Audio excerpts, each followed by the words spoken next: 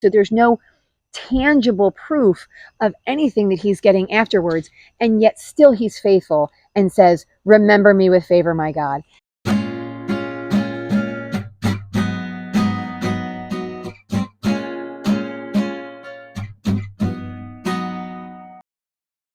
Hey, and welcome to Bible 365. I am your host, Kathy Carter. I'm bringing you the Bible in 365 days, which means I'm reading it. I'm sharing what I read with you guys as best as I can, the way that the Lord is showing it to me. And I am hoping you are reading as well, and then coming in and listening, maybe learning something, maybe just kind of reiterating what you have already read, which is awesome. That's exactly what I'm hoping happens. Whatever, we'll see. So I am using the chronological Bible reading plan from oneyearbibleonline.com. So before I go any further, I'm going to give you like the date and all that kind of stuff. Actually, I should give you the date. Here we go. It is day 266, September 22nd, and our reading today is Nehemiah 12:27 through 13:3, and no, through 13:31, so all the way to the end, and then 5:14 through 19, and then Malachi 1 through 2:9. So what I want to show you is the fact that it's not quite 7:30, and I'm turning off my light because I just need to share this with you guys. I'm not happy. I like it. It's kind of toasty out, so you can see that I'm still in short sleeves, which is awesome. But it is not light out, and that I do miss. I miss like the 9 o'clock sunsets that I used to have because I could record longer too. I didn't need to sweat it so early in the morning. Anyway, here is where we are, Nehemiah. So your history is here. Come back at 3:30 if you have been here before. If you have not, I always want you to listen and share in the history. God created people. People broke he tried to create them, and he wanted to be in relationship with them, right? So like he created them actually for all of us to be together. So he loved us, he created us, loved us, wanted to be in relationship with him. And unfortunately, he gave us a command and we did not follow it. We broke it. And once we broke it, it severed the relationship, the full unity, complete relationship that we had with God. And ever since that time, he has been doing everything to turn us back to him. Now, I say everything because someone's going to go, well, God is all powerful. Couldn't he just make you come back? Yes, I'm sure that he could. I have no doubt that God is powerful enough to force all of us to turn back to him. It doesn't seem like that's what he wants to do. It seems like he wants to offer himself to us, and he wants us to choose him and to follow him. And he comes about it in many different ways. Sometimes it's war and famine. Sometimes it's blessings. Sometimes it's rebuking. He sends prophets and lets people know where they are going wrong. And he has done this for thousands of years. And we find ourselves in the time of the 400s when he had just sort of annihilated a huge portion of the Israelites, took the rest of them off into captivity. And then after many years, they called out to him and he brought them back into Israel. And so they're back in Israel. They've just sort of like redefined the area. They've built the walls. They've built the citadel. They've built all the tower, like all the stuff. They've built everything up. They've settled themselves in land. And now they're starting to build and grow their people, right? So that's sort of where we find ourselves in this time. So now we are in Nehemiah 12, but I want to go to Nehemiah 5 first. And the reason I want to go to Nehemiah 5 first is I love that this book puts this Bible in chronological order. That was really, really important to me because it helped me understand the story. So anyone who's coming back, hopefully we've missed history. We're now back into Nehemiah. The reason that chronological is so good is because it makes, I think, more sense, right? Like than just reading it from cover to cover and being out of order and not understanding why the prophet said what they said or why why would the Lord destroy his own people, right? So it was probably really hard to understand that way. This is great. This section, however, I feel like is chronologically in order, right? To help you make sense of like, oh, he left at this time. He said he left at this time. He left at this time. And then he said as he comes back. But in the way I want to tell the story, it's a little funky. So let's go first with Nehemiah 5. It says, in the 20th year of Artaxerxes, when I was appointed to be governor in the land of Judah. So if you guys remember, Nehemiah was the cupbearer in the nation of Babylon. And at that time, his brother came to him, Hanani, I think was his name, came to him and he said, hey, there are walls in the city of Jerusalem. It's a mess. It's not doing very well. And he was so distraught by it that he asked the king, the king of Babylon at the time, Artaxerxes, if he could go over into the nation of Israel and help his people rebuild these walls. Not only would he go, but he said, can you send me money? Can you send me people? Can you send me with things, right? And the king did all of those things. Artaxerxes was like, no problem, I'll send you with all those things. Well, he was over there for a time, and it looks like he was over there for 12 years. So he went over in the 20th year, they made him governor, and then he helped them rebuild all the walls, put all the things back together. He was leading them. And then he was like, I'm going to go back and be a cupbearer again. So he actually went back where it says in Nehemiah 13:6, it says, but while all this was going on, I wasn't in Jerusalem. For in the 32nd year of Artaxerxes, I'd returned to the king. So in the 20th year, he came to Israel, to Jerusalem. And then in the 32nd year, he went over back into Babylon to be with King Artaxerxes again. So it said 12 years, neither I. So in the 12 years, we find out this little story about him. So in that 12 years, he didn't take money from anything. So he went over there, he helped build, he brought people in, he connected, he put everything together, he spoke to the Lord, he did all these things. And he didn't ask for any money, even though people before him were asking for money. So the only people we had seen, it said the people that were governor before him, the only people we had seen was Zerubbabel. But there was probably between Zerubbabel and Nehemiah coming in, probably, I'm going to say anywhere from 50 to 75 years. It may have been a little bit more, it may have been a little bit less, but I'm looking about it's in that window. So in that window, there were other governors that were the head and in charge of the people. But once again, they weren't doing what's right. By the way, going into that, because reading this chapter today, it's a short chapter, so I'm going to go off on a tangent a little bit. Here's my tangent. I worry about the heart of man. And I'm one of them. So I worry about the heart of man because they change on a dime. It hasn't even been 100 years. And I know you're probably thinking 100 years is a huge amount of time. But in the grand scheme of things, this was not a lot of time, right? 100 years was not a lot of time.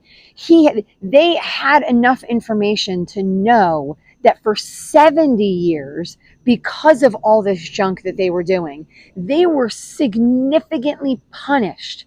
They were destroyed. They were held in bondage. They had their city besieged. They had no money. They had no food, right? So like God did a deal on them because of them turning away from him and doing what is right in their own eyes. It has not been that long. So if I'm thinking now, my year 2024, 1924, we have some information from 1924. Let's go 1940s, right? Where we know that World War II was. We have we know what happened in the 1940s.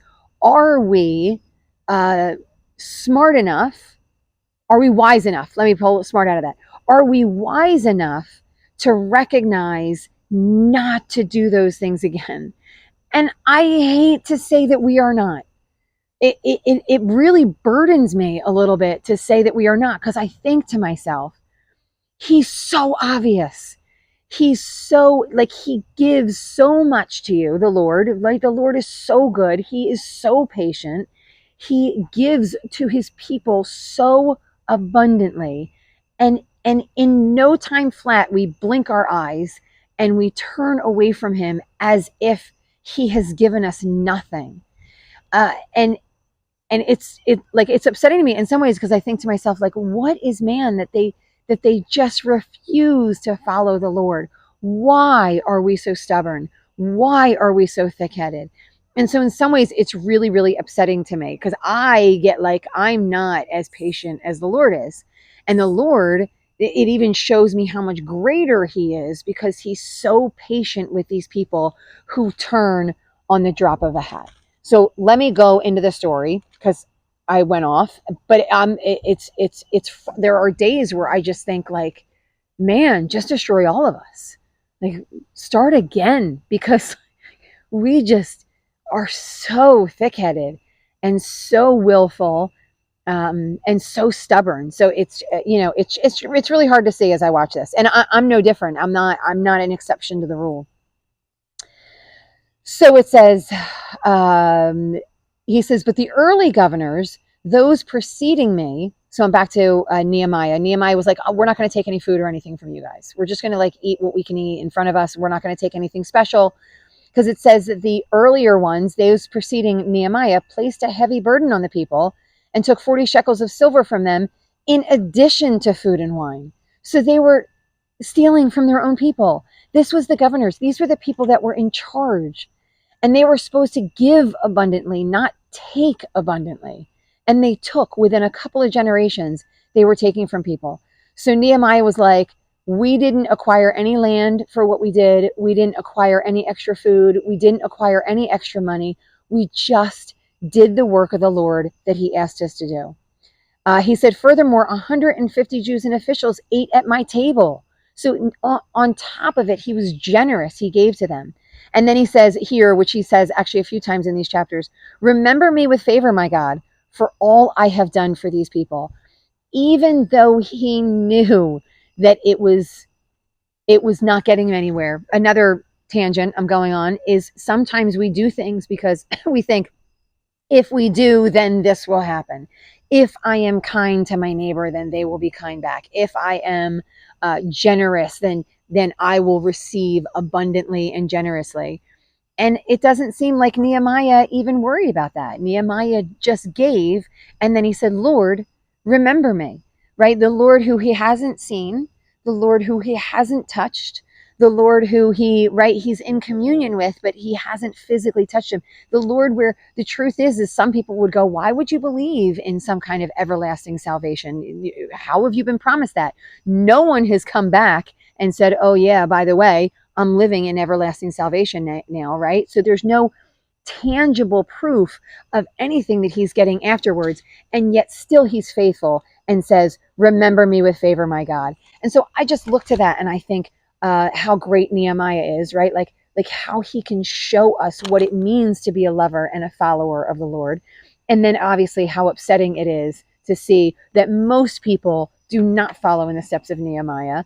And unfortunately, sometimes myself included. And so I need to keep that in my prayers and I need to stay convicted by those things in order to follow the Lord. Because the only thing is about following the Lord. It's not about making friends. It's not about getting wealth. It's not about getting power.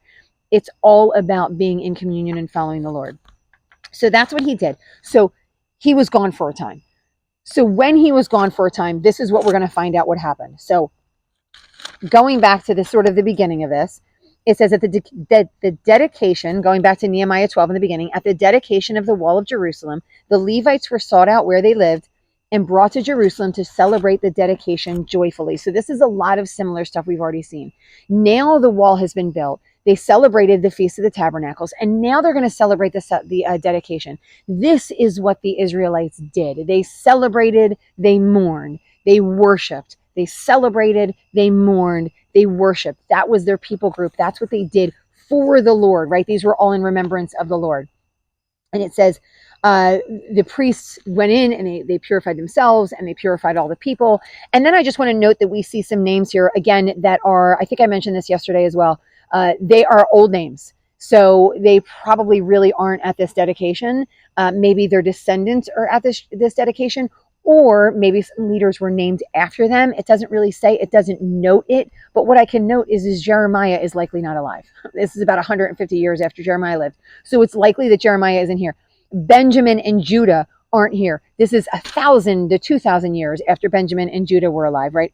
Ezra's name is in here. Meshullam's name is in here. Probably not the actual people that were here. So maybe it's in memory of them. Maybe, again, people are named after them. Maybe it is just descendants of them. So it could be any number of things. But again, to keep those things open when you read this. And then they were going back and they're going to everything that David did. Remember, we had seen this before. David had hired musicians. So there's the Levites, right? That were the musicians. So the musicians are coming back and everybody is playing and joyfully celebrating. Their choirs sang under the direction of Jezrahiah, and on that day they offered great sacrifices, rejoicing, because God had given them great joy. Moving on, at that time, men were appointed to be in charge of the storerooms. So they had, I talked about again this a little bit yesterday as well. They were in charge, they were security guards, so to speak, right? So they were in charge of keeping everything when the stuff came in. They protected the stuff. They didn't give the stuff to the wrong people, right? Things like that. So it says, so in the days of Zerubbabel and Nehemiah, all Israel contributed to the daily portions for the musicians and the gatekeepers. So everybody gave. This was in the time of Zerubbabel and Nehemiah, which I'm going to argue is probably a slightly different time. Zerubbabel, then Nehemiah, then a few, then Nehemiah. So it says, on that day, the book of Moses was read aloud, and there was found written that no Ammonite or Moabite should ever be admitted into the assembly of God, because they didn't meet with them. This is a story that last time they dedicated the temple, they did this same story. This is a story that goes all the way back into that 40 years where they were wandering in the wilderness. And during that 40 years, they went into a town, right? And they said, hey, can we pass through there? And they were like, nope, you can't pass through here because we don't like what we've heard about you. And so because of that, the Lord is like, forget these people. These people are, it's sort of like, it's justice, right? Because he said, my people are coming through here. My people should be getting provision. They're not harming anybody coming through here. And those people were like, nope, we're not giving to you. And so the Lord, because they are his representatives and because they are representing him and he is with them, honoring them and blessing them, the people who did them wrong, those are the people who are going to be punished. And so they are still punished. So it looks like every once in a while a Moabite can be here and there, right? Foreigners can come in and they can worship the Lord. We know for sure that the Perez, who they showed, was one of the kids of not Ruth. Yes, Ruth and Obed. And so we know, and she was a Moabite, right? So we know that not every Moabite is never been allowed to be in, right? Those who follow the Lord are different. They're looked at as followers of the Lord, right? They're no longer foreigners. They're people who live in that land. But as a people group, the Moabites and the Ammonites were to be kept out. Now, moving down from here, we hear this story. It says, before this, Eliashib the priest had been put in charge of the storerooms. So we just talked about the storerooms in the house of God. He was closely associated with Tobiah. Tobiah was one of the guys that was fighting against the rebuilding of the temple and the walls. And so this guy was kind of in the pocket of Tobiah. He gave them land. He had provided them with a large room. And this is where he's like, but I wasn't there at the time. And then we follow down into Nehemiah 13:6, but it says, sometimes later, I came back to Jerusalem. And then when I came back, this is where he kind of follows up with a story. I learned about the evil thing that Eliashib had done in providing Tobiah a room in the courts of the house of God. He didn't buy him a room in the city. He didn't buy him a hotel in the town. He let him stay in the courts of the house of God, somebody that was not for the Lord. So I rebuked the officials and asked them, why is the house of God neglected? And he says, and then all Judah brought the tithes of grain. And then I called them together and stationed them at their posts. And then they all come and bring grain. And then he puts other people in charge. So because they had let this happen, he gets rid of them and he puts a new group of people in charge. And then he says, remember this again, my God, for do not blot out what I have faithfully done for the house of the Lord. So he's coming in, and I'm going to see a couple other things. And I want to explain what I think that he's doing and how that matters to us. It says, in those days, I saw people in Judah treating wine presses on the Sabbath. So they are selling to people on the Sabbath, drinking on the Sabbath, giving away stuff on the Sabbath, all these things that they're not supposed to be doing. And it says, therefore, I warned them against selling food on that day. And then he says, I rebuke the nobles of Judah and said to them, what is this wicked thing you're doing, desecrating the Sabbath day? And then at that point, he didn't let them sell anymore. So they were like, okay, we're not going to sell anymore. And then some of the people that they were selling or buying stuff from started sleeping right outside the gate. And so then he didn't allow that. So he was going back and he was leading the people and he was letting them do or not do certain things. Once or twice, the merchants and sellers of all kinds spent the night, but I warned them and said, why do you spend the night at the wall? If you do it again, I will arrest you. So he's getting harsh. Then I commanded the Levites to purify themselves. So after all of this, he said, purify themselves because you've done wrong and now you're unclean and you got to go purify themselves. Moreover, we're going to the next story. In those days, I saw men of Judah who had married women from outside their. So again, remember I was saying like, oh my gosh, the human race. Within a couple of generations ago, when they came back in that after that 70 years, they had to purify themselves because of what they had done. They had married foreign women. And then God was like, you need to take those foreign women and children out. So they then had to be pushed out where the men still stayed and the women and children were pushed out. The women and children were punished because of what the men did. And now they're doing it again. So this is like the second wave of people doing it. So they hurt other people the first time. They're hurting other people this time just to get what they want out of things. And this is something that they're not supposed to do. So he comes in and he says, I made them take an oath. I beat some of the men and pulled out their hair. So he's getting a little more harsh. He says, one of the sons of Jehoiada, son of Elishab, the high priest, was son-in-law to Sanballat the Horonite, and I drove him away from me. So he was another one of those who was like making fun of them and saying, don't build the temple and trying to kill Ezra, right? Like he was one of the bad guys, essentially, so to speak, against the Israelites. And he marries, someone else marries his daughter. One of the Levite priests marries his daughter. So these people are doing these same exact things all over again. And then it says, so I purified the priests and the Levites of everything foreign. I also made provision for contributions of wood at designated times and for the first fruits. So I just want to note before I go into the prophecies of Malachi, I just want to note that Nehemiah is handling this in a very harsh way. He was beating them. He was yelling at them. He was pulling their hair. He was sending them away, right? Like essentially firing them and sending them out of the entire nation of Israel. Like this was his rebukes were not always kind and gentle. And I do think this is important because we are in a time where kind and gentle is seen kind of as the most important thing. And I just want to throw it out there that I'm not saying kind and gentle is wrong. So please do not hear if I say this, that means I'm not saying that, right? Or like I'm saying the opposite of this. There are times where people in the house, I'm not talking about people outside the house, in the house needs stern and harsh rebuking, right? They knew what they were doing. He came in and he lifted and they celebrated. And then they turned like that and they turned away from the Lord. He wanted them in relationship with the Lord. And so there were some firm, harsh rebukes to his people. He was the leader, and his people he was harshly rebuking to get them to be in right relationship with the Lord, and not just them, right? But everyone underneath of them. So if you let these things continue to fester, it goes all over the place, and then everyone is doing it, or too many people are doing it. Maybe not everyone, right? Everyone might not want to marry a foreign wife, but more people might go, oh, I can marry a foreign wife too. Right. And that is exactly what they're not supposed to be doing. They're supposed to be remaining in their nation of Israel as representatives of the Lord. Bring people in, do not take people out, right? This is what we're supposed to do, not turning away from the Lord. Okay, moving into Malachi. This is, and I thought we were kind of done with prophets, but it looks like we're not. Malachi is a prophet of the Lord. And we know that because it says a prophecy, right? This is how it sort of opens. The word of the Lord to Israel through Malachi. We are making an assumption that he probably lives around about this same time, right? The time of Nehemiah, where Nehemiah is coming in and he's rebuking the people, because we can see that the people are turning away from the Lord. So if we move on from that verse, God is talking to him. God is talking to Malachi, but the message is to the nation of Israel, right? And I think that kind of makes it clear in all the other prophets that we have seen. He says, I have loved you. And I think it's a rebuke, right? I think he's like, I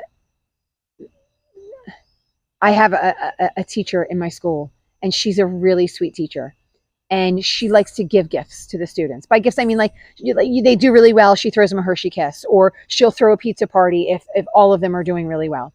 She's very kind. She's very sweet. She's very gentle. Our students are not listening right now. And she's really, really frustrated because she's like, I give you good gifts. I don't understand why you walked in and I celebrated by playing a game and none of you were listening to me. And I am going to say that according to the nature of the Lord, right, the things that the Lord has shown us, it's because we are rebellious and we are broken sometimes in our very nature, right? There is something inside of us that even when we are getting good gifts, it is not enough. We are not filled with good gifts. So we need to be rebuked and we need to be told where we're going wrong and how to turn back. So he says, I have loved you, because I think he's actively loved you. Love them. He says, but you ask, how have I loved you? This is how the Lord loved them. Was not Esau Jacob's brother? There were two twins in the womb, Jacob and Esau. Esau was the older brother. Jacob was the younger brother. When there got to be a time, Jacob took the birthright of Esau. Esau gave it up. Esau's like, I'm so hungry. And Jacob had food. And he said, give me your birthright. And Esau was like, here you go. Over a bowl of soup, right? Like essentially for nothing. He took this, he gave up his birthright. And when he gave up the birthright, he gave up the idea of being a firstborn son. So Jacob became the firstborn son. The firstborn son was in covenant with the Lord, right? So Isaac was the firstborn son, technically. Not really, but technically, that's a whole other story. And then Esau was supposed to be the firstborn son, but Jacob came up and became the firstborn son. So he took it. So he says, was not Esau Jacob's brother? And we can look and we can see what happened with the nation of Esau, because Esau is Edom, right? So we have seen through time what's been happening to Edom. He says, yet I've loved Jacob, which is Israel. It's the entire nation of Israel. But Esau I have hated, and I've turned his hill country into a wasteland and left his inheritance to the desert jackals. Do you see when I don't love? I love you. You are still alive. You are still in communion with me. You are still in your nation. I give you back this land that you do not deserve. I give you the temple where I live, where I dwell with you. I speak to you through all these prophets. How have I loved you? This is how I have loved you. I have shown you myself over and over again. I have saved you time and time and time again. And then look what I did with Esau. I did not do that with Esau. I did that with you. I have practically loved you. And I don't mean like, oh, I almost, like not almost, not in the term of almost, but like in the term of like physically, these were things that the Lord did to Jacob that he did not do to Esau. So we should be seeing the comparison of what he did to one and not the other. Edom may say, though we will be crushed, we will rebuild it. But the Lord Almighty says, if you rebuild it, I'm going to demolish it. So the Lord is the one who is allowing Esau, or who is having Esau fall because Esau turned away from the Lord, and he is loving and lifting up Jacob. He says, they will be called the wicked land, a people always under the wrath of the Lord. You will see it with your own eyes and say, great is the Lord, even beyond the borders of Israel, because you're going to see everything that the Lord has done to love Jacob, to love the nation of Israel. And then moving on, it says, a son honors his father and a slave his master. If I am your father, which he is father to the nation of Jacob, where is the honor due me? What are you guys doing? You are not honoring me. It is you priests who show contempt for my name. How did the priest show contempt for my name? By giving him defiled food. They were supposed to give him the best of the best, the firstborn, the one without spots or speckles, the clean, the best, right? And they were supposed to, in some of the cases, they were supposed to breed these most amazing of sheep and or lambs or goats or bulls or rams. And they were supposed to then give those things. This is the best of mine that I can possibly give. And I'm supposed to give that to the Lord. I don't keep that for myself and then give you the runt of the litter. Give the Lord the runt of the litter. I give the Lord that, and I keep the runt of the litter because I don't deserve that better one. The runt of the litter is more than I deserve. And so I keep the runt and I give him the best. But the priests are giving the runts. They're giving, I keep saying the runts. It doesn't say that here. They're giving the blind ones, right? It says that. And he says, I am not pleased with you. I will accept no offering from your hands. So he is warning them through Malachi. Here we go. How is he showing himself? He's showing himself through the prophet Malachi. He said, I will accept no offerings because you profane it by saying the Lord's table is defiled. Its food is contemptible. And you say, what a burden. And you sniff at contempt. You sniff at it contemptuously. He said, cursed is the cheat who has an acceptable male in his flock and vows to give it, but then sacrifices a blemished animal to the Lord. So even worse, he's promising, this person is promising he's going to give the good one, and he doesn't give the good one. He says, and now you priests, this is going into 2, this warning is for you. If you don't listen, and if you do not resolve to honor my name, I will send a curse on you, and I will curse your blessings. I will, I will smear on your faces the dung from your festival sacrifices, and you will be carried off with it. And he says, so there is a purpose, so that my covenant with Levi may continue. So I need to, if you don't turn back to me, I need to punish you so I can keep my covenant with the Levites. This is how the Lord keeps his promises, right? We say, oh, well, he didn't keep his promises with those people. He killed those people and he said he wouldn't. No, no, no. He's keeping his promise with Israel and with the Levites by getting rid of the ones that are not clean, right? The ones that don't honor him, the ones that don't love him, the ones that don't follow him, right? In order to keep the promise with the ones who do. That is his main goal and his function. He wants to keep the promise that he set with us. And he said, for the lips of a priest ought to preserve knowledge, and that is not what they are doing. But you have turned from the way, but you have shown partiality in matters of the law. They are acting in all kinds of wicked ways. And I hate to end like this, but this is how I'm ending today. So Malachi is ending, the beginning of it is ending on not the greatest of notes, because the Lord is once again angry with his people who have turned away from him. So we have to see what's going to happen, whether they will or won't turn back. And we will read more of that tomorrow. If you have stuck with me and this has been a blessing for you guys, I want you to like, share, and subscribe to the channel. Push this out to people so more people, especially if you're reading your Bible, like we want people reading their Bibles. So push it out, share it with someone, ask someone to read their Bibles with you, right? Like so come in with a partner. And I want you to keep reading in the meantime and come back tomorrow. See you next time.